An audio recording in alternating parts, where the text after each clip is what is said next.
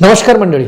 बंजारा समाजाच्या श्रद्धेचं केंद्रबिंदू तसेच पोहरादेवी येथील भक्तिधाम धर्मपीठाचे धर्मगुरू आदरणीय श्री जितेंद्र महाराज.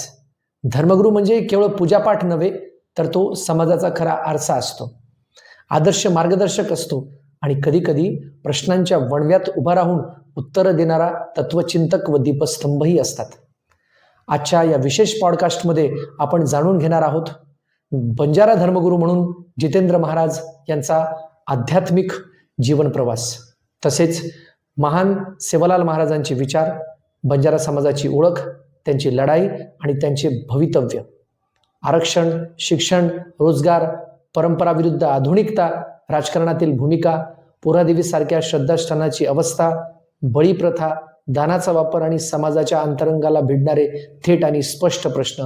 हे संभाषण केवळ भक्तीचं नाही, हे आहे सत्य, संघर्ष आणि समाज परिवर्तनाचं. त्यामुळे बघत रहा बोल मनातलं. धन्यवाद.